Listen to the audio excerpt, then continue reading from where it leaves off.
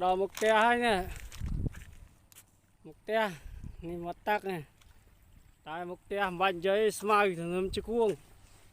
nè, là giá hay lần này nè,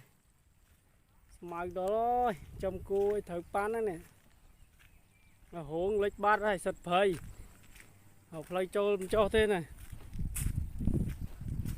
men sớ cái này, smile cái này, nói smile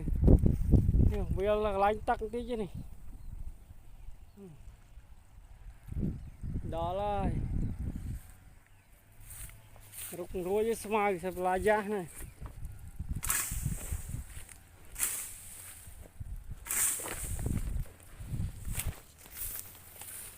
rồi giá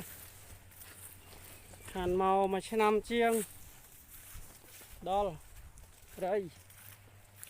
trời mai hai để trên nha nhưng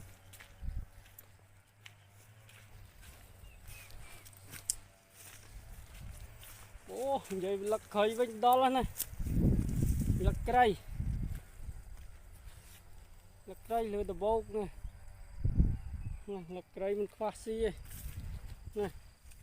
mà đi mua cung đó là cung lật cây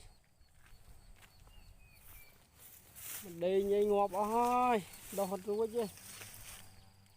rúa van ta lật cây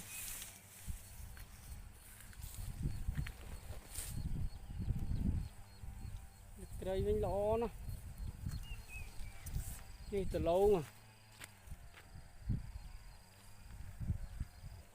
từ lâu mặt bàn độ đây mà trên năm lịch qua ba đây xả mưa một cung mưa mặn ô mưa pi bay cung mưa bay cái nhanh cái nhon đòi lấy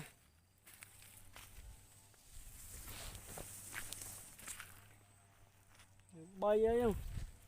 phải ông lên nha nè